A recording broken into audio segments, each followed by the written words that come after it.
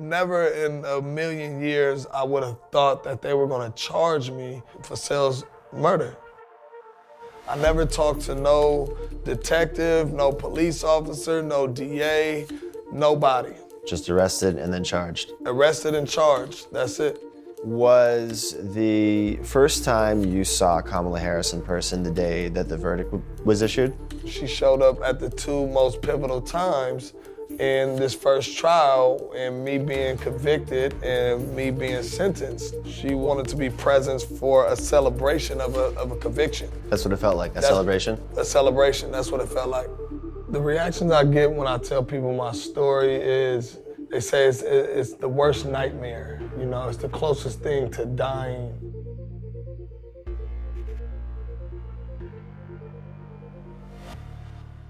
Jamal, I'm gonna read you a quote real quick. The job of a progressive prosecutor is to look out for those overlooked, to speak up for those whose voices aren't being heard, to see and address the causes of crime, not just their consequences, and to shine a light on the inequality and unfairness that lead to injustice. It is to recognize that not everyone needs punishment, that what many need, quite obviously, is help. Kamala Harris wrote that in her book, The Truth We Hold. Does that sound consistent with the kind of, with the brand of justice that you saw administered by offices that she was running? It definitely sounds like Kamala Harris right now as a senator. But at the time of her being the head district attorney of San Francisco, that is almost polar opposite of what I felt and what our community felt in San Francisco. So Jamal, where are we? Right now we are in Sunnydale Projects, where I was born and raised at. Now, this isn't a place that you'll want to bring outsiders into, and a place that they don't want to go. This ain't a place that feels comfortable. It feels like you might get robbed, you might get shot. The police were keeping files on you, and your brothers, and other people who were living in Sunnydale from a very young age. They had already had me labeled, because I'm in this community, as a potential gang member, potential killer, potential drug dealer.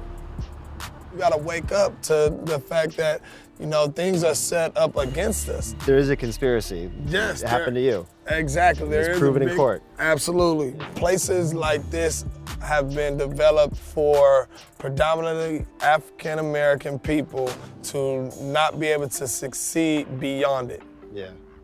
What did you know about Kamala Harris? What did you know about San Francisco having a black DA? Nobody in the hood ever worried or focused on the DA position in general, but people did focus on it just a tad bit, that it was black, and feeling like, okay, this black lady in office, Kamala Harris, she was gonna understand where we come from, you know, and have more of a sympathetic way of prosecuting people that come from our communities who have been plagued with no opportunities.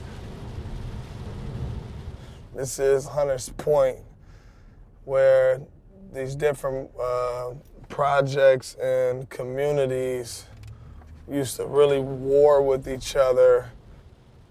Jamal, in July 2007, what's going on in your life at that point? I had recently just came off of I Love New York, and also that's when my friend Sale Kuka got killed. More than a year goes by and no one's been arrested in the case. You hadn't even been questioned.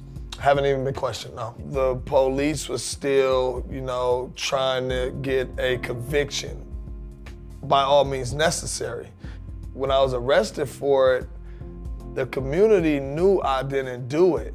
And it was here we go again. See, this is why we don't trust, you know, law enforcement, because it gets to a point where somebody who didn't do something goes to jail for it.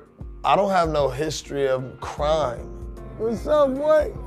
I have a history of being around in the community, but that doesn't mean that I'm a suspect. I'm like, oh man, I'll be out within 72 hours. They're gonna figure this out. They're gonna clear this up. And then when you found out what the evidence was that they supposedly had you on, there wasn't much there. Can you describe what it was? They had a woman saying that she seen me kill Cell. The second witness that they had really wasn't a witness at all. She said anything that the police officers wanted her to say, and they said that her recollection of the events was extremely credible. So that's what ultimately got the arrest warrant. The District Attorney of San Francisco, Kamala Harris, appeared in the courtroom during your trial twice. Yeah, the 2 times that Kamala Harris showed up to my trial was when I got convicted, and also when they laid down the sentencing.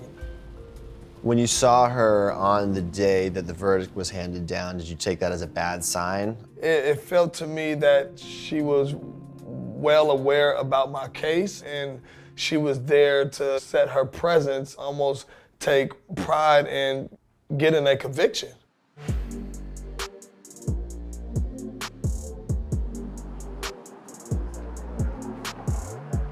When I put in my appeal, the people that's fighting against my appeal to keep the conviction is the Attorney General office. I learned it reading, their reply to my appeal, and you see Kamala Harris' name at the bottom. And now it's starting to feel a little personal. When you win the $13.1 million, it's a massive settlement. Did you feel like that was enough?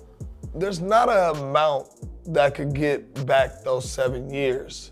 That 6.5 years that I spent in prison. But instead of me coming home feeling like I was a victim, I wanted to prove that I'm a survivor, and I will not let my story go unheard. I'm not necessarily saying I'm looking for an apology, but some acknowledgement from her that she could have messed up would be, of course, that'd be huge. You could have made some mistakes. You could have missed some things. For me, it was a big miss. I had life in prison. I've met people in prison that was wrongfully convicted. I want my story to be out to provoke reform, ultimately. Beyond that, I want to be able to be who I want to be. I'm an actor, I'm a musician, I'm a father.